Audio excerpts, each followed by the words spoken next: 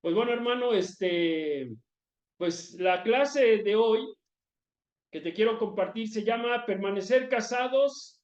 No se trata principalmente de permanecer enamorados, ¿no? Sin duda yo creo que es un gran privilegio, ¿no? El poder hablar del matrimonio y sobre todo, ¿no? Yo creo que, ¿cómo no hacerlo, ¿no? Si Dios, yo creo que nos ha dado esa gran bendición de tener un esposo, de tener una esposa. Yo ya voy a cumplir 36 años de casado, con muchos desafíos, con muchas cosas que yo personalmente tengo que cambiar, pero a final de cuentas, yo creo que nuestra base siempre ha sido Dios, ¿no? Para seguir construyendo, para seguir aprendiendo. Y bueno, pues como bien dice el título, permanecer casados no se trata principalmente de permanecer enamorados. Bueno, pues sabes, aunque la perspectiva del matrimonio para Dios es eterna y única, déjame decirte que para nosotros los seres humanos no siempre lo es. No en todas las culturas el matrimonio es respetado, ni lo fue en el pasado tampoco. Incluso en muchas de ellas la poligamia era bien vista, pero en la mente de Dios, el matrimonio, ¿sabes? Siempre fue algo muy especial. Y mira, vamos a ir a la primera escritura de esta clase y espero bueno, esta clase está un poquito larga, le comentaba esta mañana a Sergio, pero voy a tratarla de hacerla corta, pero bueno, y si no, pues ahí no te desesperes. Entonces, mira, vamos a ir a esta escritura. Mira lo que dice aquí en Génesis 2 del 18 al 20. Dice, luego Dios, el Señor dijo, no es bueno que el hombre esté solo. Voy a hacer una ayuda adecuada. Entonces, Dios el Señor formó de la tierra toda ave del cielo y todo animal del campo. Se los llevó al hombre para ver qué nombre les pondría. El hombre puso nombre a todos los seres vivos y con ese nombre se les conoce. Así el hombre fue poniéndoles nombre a todos los animales domésticos, a todas las aves del cielo y a todos los animales del campo. Sin embargo, no se encontró en ellos la ayuda adecuada para el hombre. Sigamos leyendo aquí en el versículo 21 al 25, dice, entonces Dios, el Señor hizo que el hombre cayera en un sueño profundo y mientras éste dormía, le sacó una costilla y cerró la herida.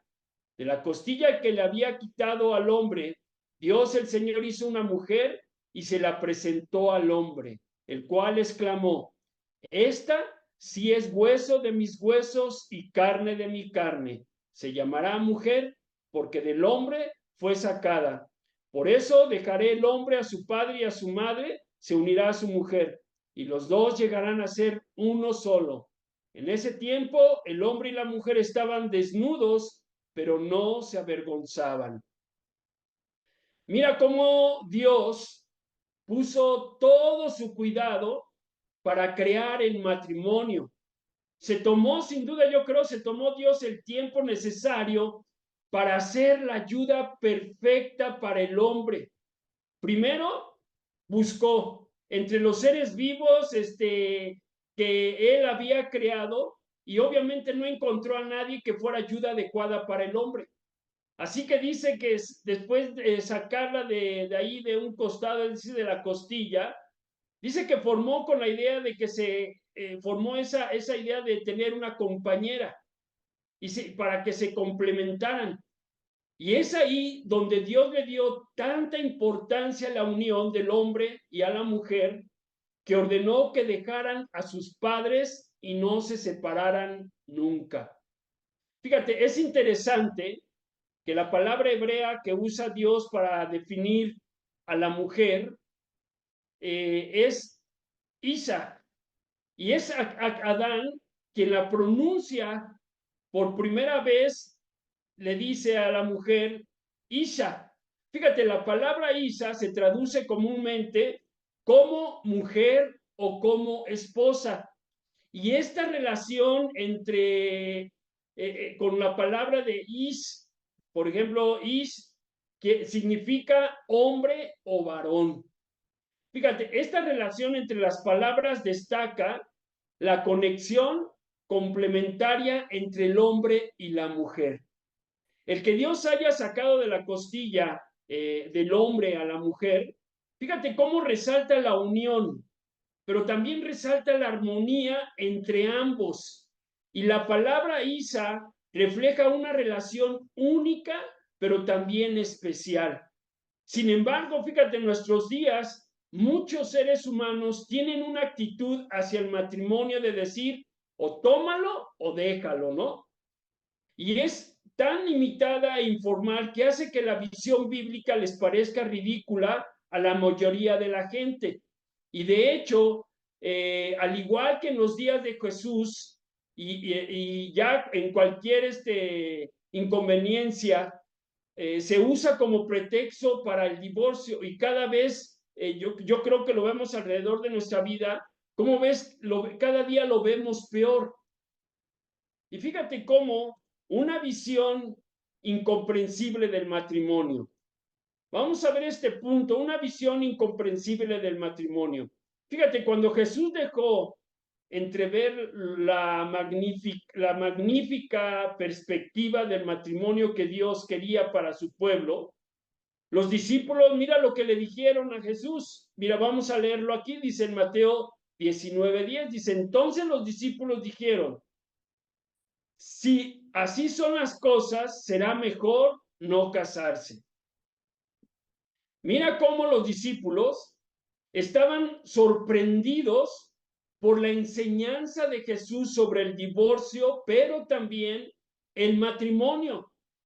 Fíjate cómo Jesús había enseñado que el divorcio no era permitido, excepto en caso de infidelidad, y que casarse con alguien que ha sido divorciado también era cometer adulterio. Fíjate, entonces los discípulos pensaban que si el matrimonio era sagrado y el divorcio tan restringido, entonces ellos decían, pues era mejor no casarse. Fíjate, sin embargo, Jesús les aclara aquí a sus discípulos que la decisión de casarse o no es un llamado individual y que algunos pueden elegir la celibacía por causa del reino de los cielos, es decir, para dedicarse completamente al servicio de Dios. Fíjate, es por eso por lo que cuando los discípulos dijeron, si así son las cosas, será mejor no casarse, ellos estaban sugiriendo que dada la seriedad del compromiso matrimonial, podría ser mejor no casarse para evitar el riesgo del divorcio o de los conflictos o de los problemas que pudiesen surgir ahí.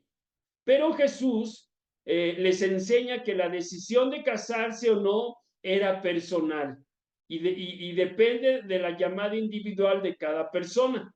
Entonces, fíjate cómo hoy Jesús probablemente nos diría lo mismo que dijo en su tiempo al terminar de revelarnos este misterio, cuando dijo aquí en Mateo 19, pero ahora en el versículo 11 y 12, mira lo que dice. No todos pueden aceptar esta palabra, dijo Jesús, solo aquellos que reciben la ayuda de Dios. Algunos nacen como eunucos y otros los hacen eunucos, y otros optan por no casarse por amor al reino del cielo. El que pueda, que lo acepte. Mira lo que está diciendo Jesús.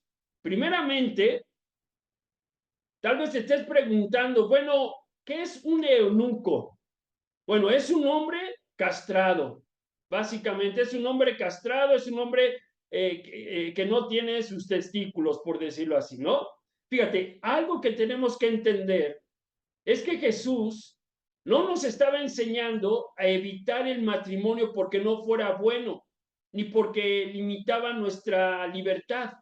Fíjate, el matrimonio sigue siendo tan bueno y sigue siendo bueno y es para siempre. Y cuando se construya, obviamente cuando se construye en los principios de Dios. Por eso es importante entender la importancia de esta parte del matrimonio.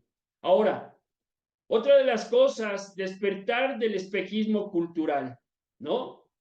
Pero tal vez te estés preguntando, bueno, ¿qué es el espejismo cultural?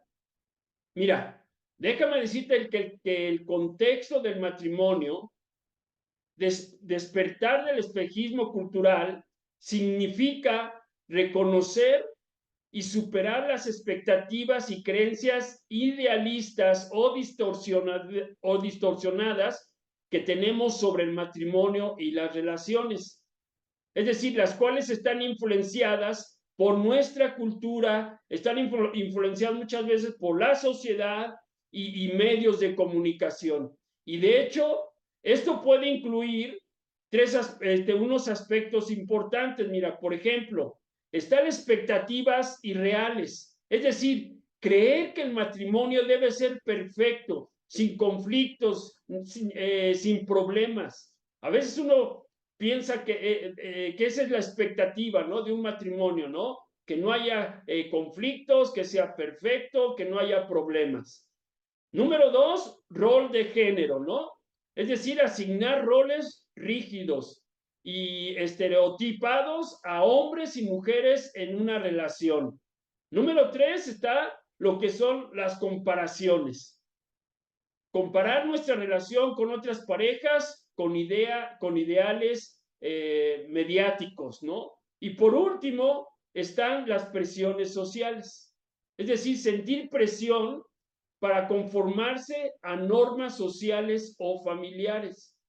Fíjate cómo es por eso por lo que al despertar del espejismo cultural, las parejas pueden incluso desarrollar expectativas más realistas y saludables, como también construir una relación más auténtica y basada en la comunicación, como también superar estereotipos y roles del género limitantes, enfocadas, como dice ahí, en la construcción de una relación sólida y única. ¿Sabes? Yo te animo, hermano, hermana, a que cuestiones y de alguna manera superar las influencias culturales que pueden distorsionar tu visión del matrimonio y las relaciones para construir una relación más auténtica, más saludable y basada en la realidad. Una realidad es que el mundo, y no me dejarás mentir, pero yo creo que el mundo no puede saber lo que es el matrimonio sin aprenderlo de Dios. Por eso es que hoy en día hay tantos divorcios, tantas separaciones, porque así está el mundo. El mundo, obviamente, mientras que no base su matrimonio en las bases de Dios, siempre va a haber consecuencias. Y la razón es porque el hombre natural no tiene la capacidad de ver, no tiene la capacidad de recibir o sentir la maravilla del matrimonio tal como Dios lo diseñó. Entonces, date cuenta la importancia y la gran bendición que tenemos de tener a Dios. El principio fundamental que debemos ver en la Biblia sobre el matrimonio es que es obra de Dios, no de los hombres, es obra de Dios.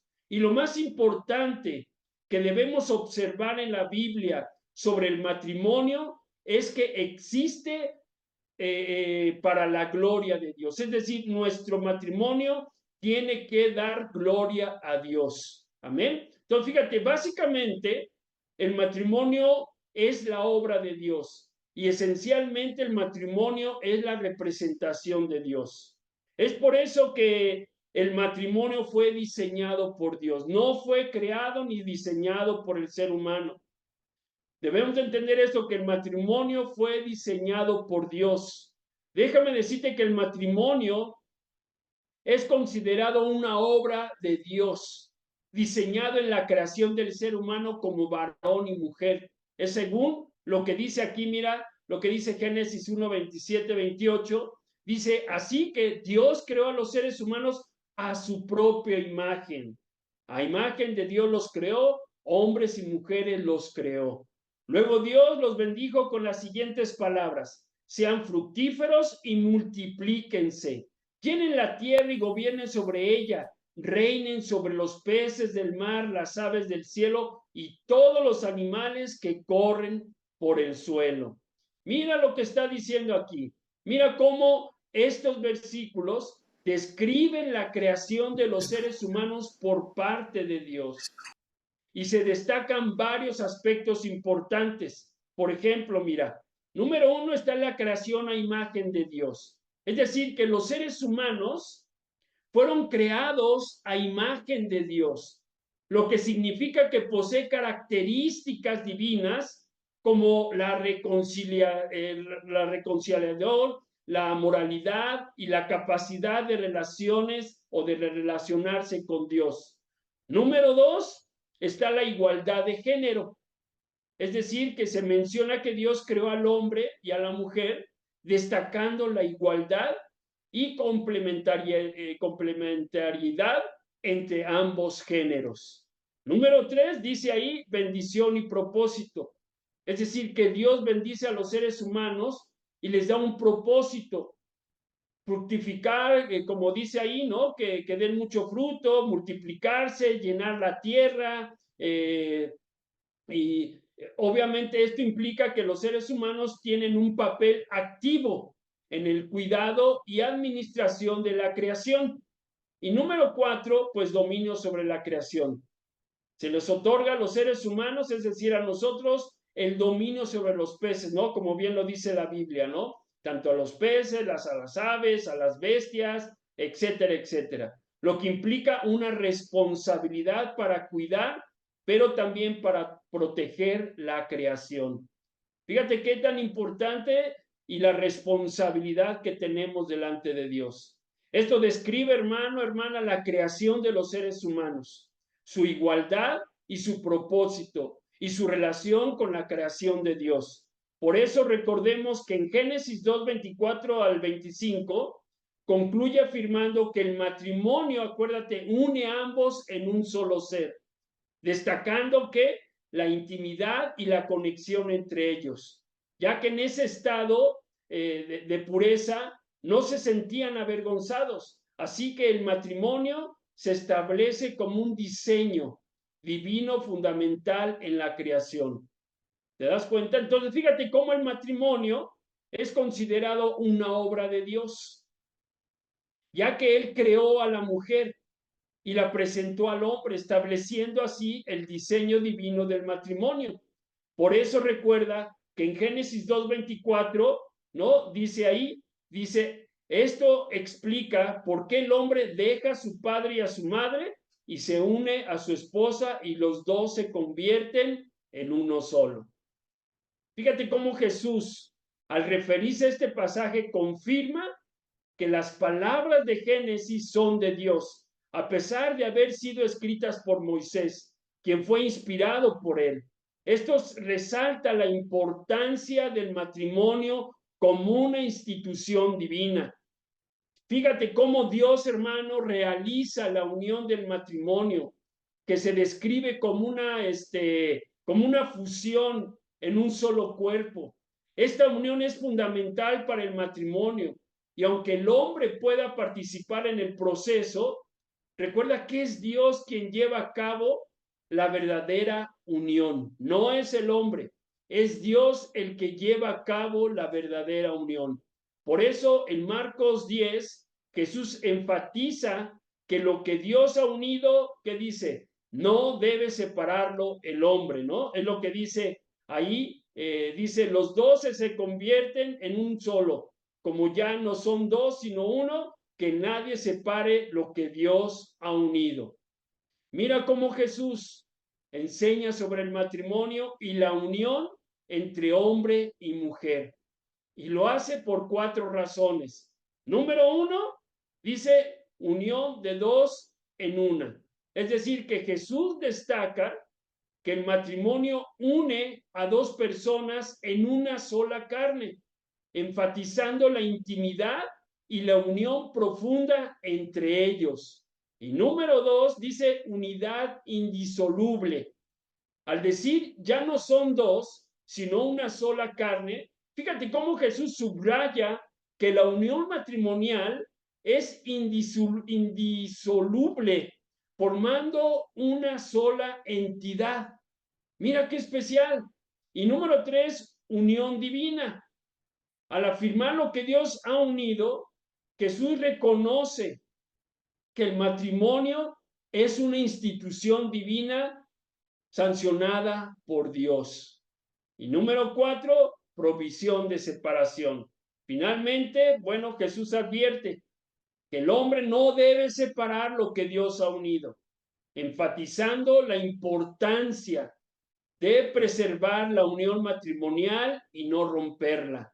Normalmente, cuando hay conflictos, cuando hay situaciones, cuando vemos que la cosa ya está muy grave, la solución es separarse.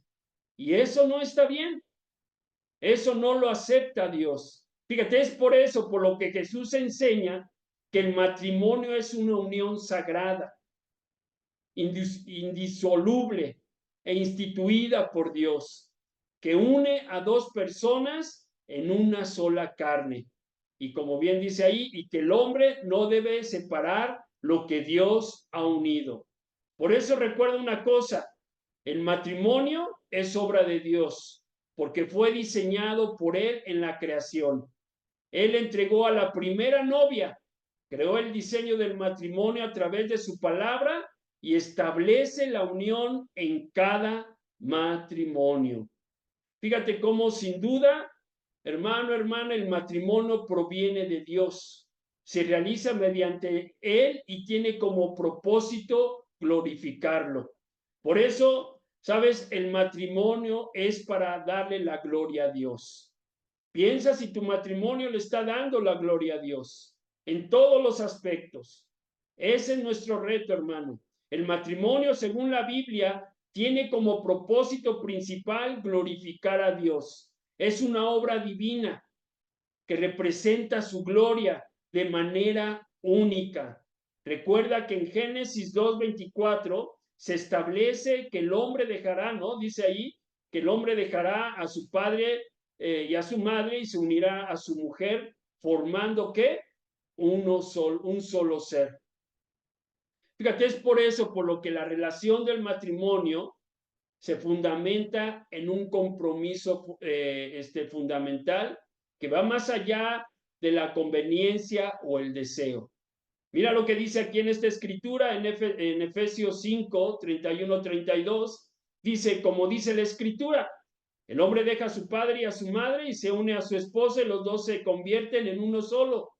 Eso es gran misterio, pero ilustra la manera en que Cristo y la iglesia son uno. Mira cómo Pablo explica que este misterio del matrimonio refleja la relación entre quién, entre Cristo y la iglesia, donde Cristo actúa como el novio que busca a su prometida.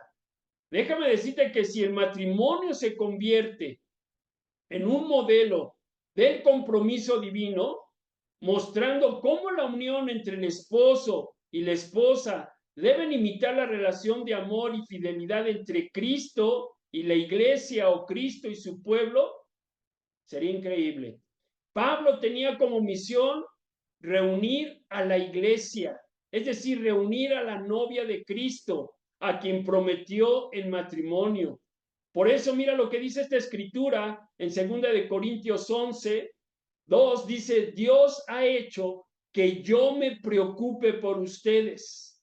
Lo que quiero es que ustedes sean siempre fieles a Cristo, es decir, que sean como una novia ya comprometida para casarse, que le es fiel a su novio y se mantiene pura para él. Mira una vez más cómo Pablo expresa su celo por la pureza de la iglesia, mientras que Cristo al instituir el nuevo pacto se comprometió a pagar por ella con su sangre.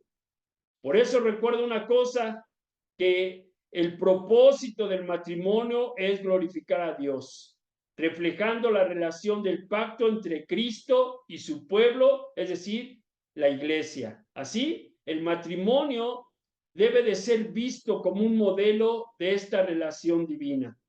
Esa es la razón por la que la promesa de permanecer juntos, hermanos, hermanas, hasta que la muerte nos separe, es un pacto sagrado que debe ser honrado, similar al compromiso de Cristo con su iglesia.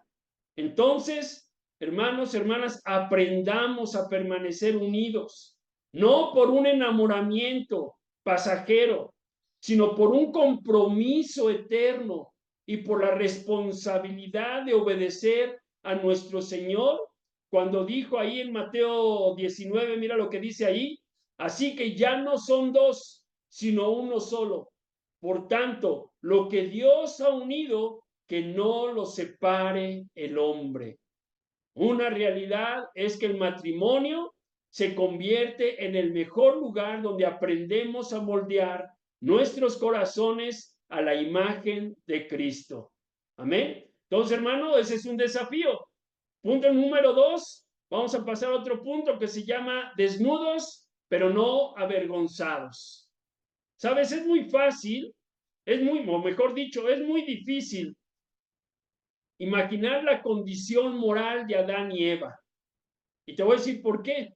Ya que nuestro concepto del mundo está filtrado o está teñido o está distorsionado por el pecado.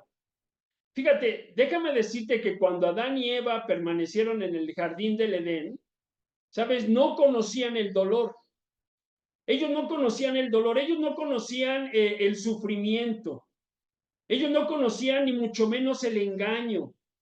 Tampoco conocían lo que era la traición, ni mucho menos la muerte, ni la pérdida, ni la vergüenza, especialmente la vergüenza sexual, que tal vez sea la más generalizada en un mundo tan corrompido hoy en día por el pecado.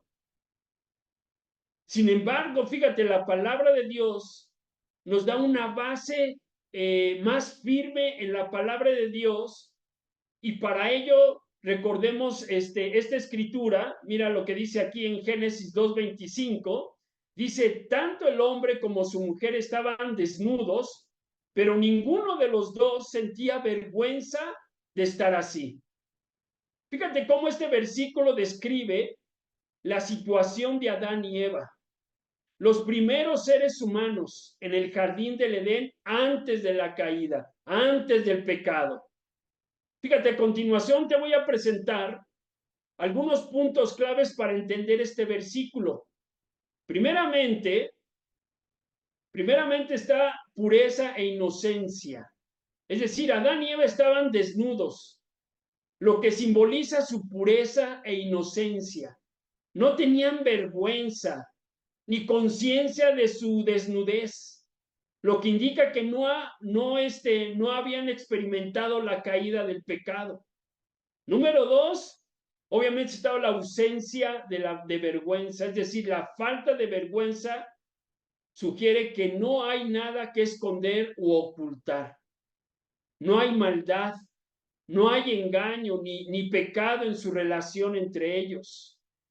Número 3, transparencia y honestidad. Eso es lo que había entre Adán y Eva, una transparencia y honestidad. La desnudez también puede representar la transparencia y honestidad en su relación. No hay secreto ni hipocresía entre ellos. Número 4, había unidad y armonía. Fíjate cómo Adán y Eva estaban juntos, lo que destaca su unidad, lo que destaca su armonía. Es decir, que no había conflictos ni divisiones entre ellos. Había más bien unidad y armonía cuando vivían en el jardín del Edén. Y por último está la relación con Dios. Este versículo también implica una relación cercana y sin problemas con Dios. No hay miedo, no había miedo en ellos. No había culpa ni separación entre los seres humanos y Dios. En resumen, en Génesis 2:25 describe un estado de pureza. Si tú lo profundizas, te vas a dar cuenta que había entre ellos eso, un estado de pureza, de inocencia. Había una transparencia, había una armonía entre la relación entre Adán y Eva, entre ellos y Dios, antes de la caída, es decir, antes del pecado. Es por eso, por lo que en Génesis 1, mira lo que dice 1:31, dice, Dios miró todo lo que había hecho y consideró que era muy bueno. Vino la noche y llegó la mañana, ese fue el sexto día. Este versículo se describe el final de la creación del mundo por parte de Dios. Según el relato bíblico, después de crear al ser humano, es decir, al hombre y a la mujer, el sexto día, Dios observó todo lo que había creado y lo declaró muy bueno. Dijo, todo está perfecto. Fíjate cómo este versículo también destaca varios puntos importantes, como por ejemplo, número 1 está la satisfacción de Dios. Dios estaba satisfecho con su creación, lo que implica que ha alcanzado su propósito y estaba contento con el resultado. Número 2, la bondad de la creación. La creación es declarada muy buena, lo que significa que es excelente. La creación era perfecta y sin defecto. Número 3, decía la completud de la creación. Fíjate cómo en el versículo indica que la creación estaba completa, ya que Dios había terminado su obra y la declaró buena, la declaró increíble, la declaró perfecta. Es decir, dijo Dios, ya no hace falta nada. Y por último, el descanso de Dios.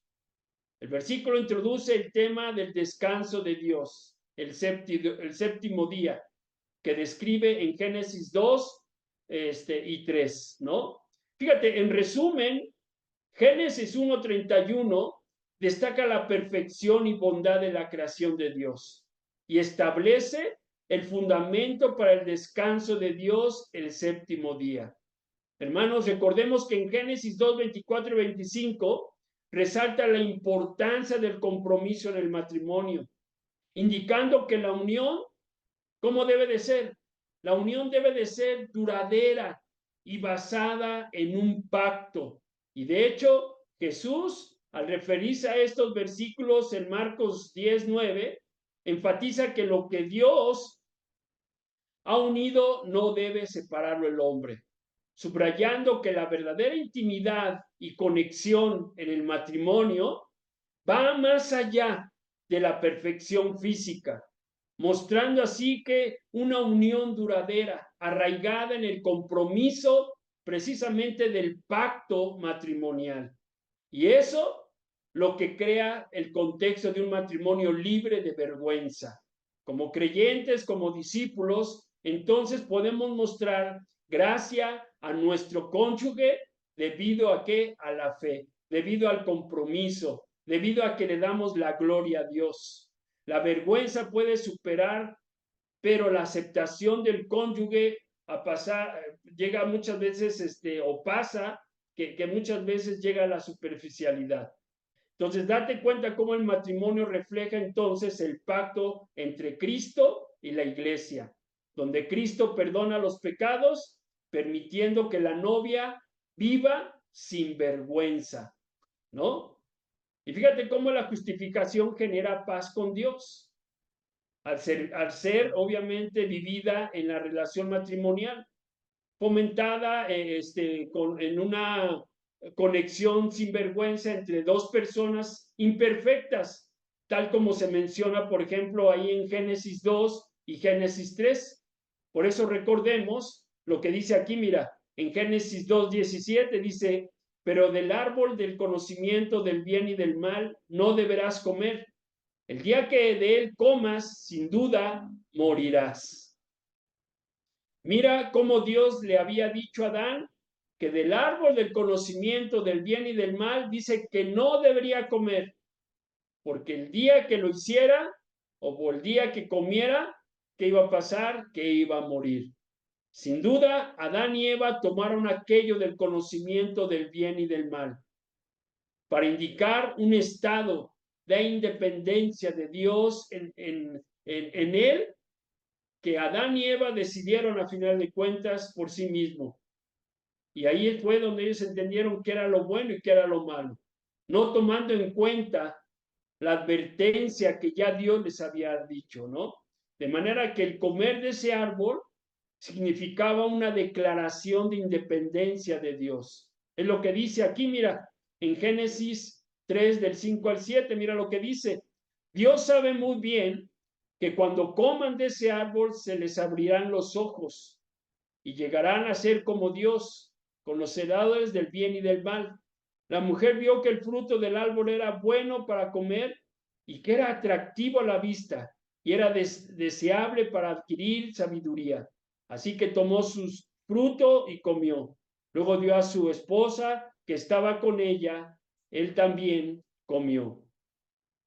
Déjame decirte que el primer efecto de esta rebelión contra Dios y esta declaración se registra precisamente en el versículo 7. Mira, cuando dice, en ese momento los ojos de ambos fueron abiertos y tomaron conciencia de su desnudez. Por eso, para cubrirse, entretejieron hojas de higuera. Fíjate, es por eso por lo que entretejieron hojas de higuera, porque sintieron vergüenza por sus cuerpos. Pero antes de esa rebelión contra Dios, no sentían vergüenza de estar desnudos. Ahora, evidentemente la hay. ¿Pero por qué? Bueno, no es que se hayan vuelto feos de repente, sino porque al desobedecer lo que Dios les había mandado, los llevó a una desintegración del amor fiel y la seguridad en el matrimonio. Fíjate, este compromiso que debería estar basado en la relación con Dios se corrompió, afectando que la confianza y el amor mutuo. Hoy en día, esta experiencia de vergüenza se manifiesta de dos maneras. Número uno, refleja la pérdida de la seguridad, ¿no? Por ejemplo, mira, cuando una persona que ve la desnudez de su cónyuge, tristemente ya no es digna de confianza y va a tener temor de ser avergonzada o de ser avergonzado. Número dos, el fundamento del amor en la relación. Esto es cuando ya no llega a estar en paz con Dios y se siente culpable, envilecido e indigno, y eso los lleva a estar avergonzados. ¿Sabes? Déjame decirte que la vergüenza de la desnudez surge también en dos fuentes: la falta de fidelidad a Dios y la culpa por el pecado. Por eso, mira lo que dice aquí en Génesis 3:7, dice, en ese momento se les abrieron los ojos y los dos se dieron cuenta de que estaban desnudos. Entonces cosieron hojas de higuera y se cubrieron con ellas. Y luego mira lo que dice Dios, lo que hizo Dios más bien por ellos, a pesar de su desobediencia. Mira lo que hizo Dios. Dios, el Señor, hizo ropa de pieles de animal para que el hombre y su mujer se vistieran. Fíjate, aquí hay algo bien interesante. Fíjate, a pesar de su desobediencia a Dios, fíjate cómo Dios les mostró amor y compasión. O sea, yo creo que Dios sí se enojó, se enfureció, tal vez no sé, pero a final de cuentas Dios está mostrándole a Adán y Eva, les mostró amor y compasión. Sin duda el esfuerzo de Adán y de Eva por vestirse fue un esfuerzo pecaminoso para ocultar lo que realmente había sucedido, que era ocultarse de Dios. Es lo que dice aquí en Génesis 3:8, ¿no? Dice, el hombre y su mujer escucharon que Dios el Señor andaba por el jardín a la hora en que soplaba el viento de la tarde y corrieron a esconderse de él entre los árboles del jardín. Fíjate cómo aquí perdieron su inocencia y fueron rebeldes contra Dios. Y sin duda su desnudez los expuso y los hizo sentir muy vulnerables. Por primera vez, ¿sabes? Fueron conscientes de su desnudez. Adán y Eva fueron conscientes de su desnudez y trataron de cubrirla engañándose porque de Dios, porque nadie, obviamente todos sabemos que nadie podemos escondernos de Dios.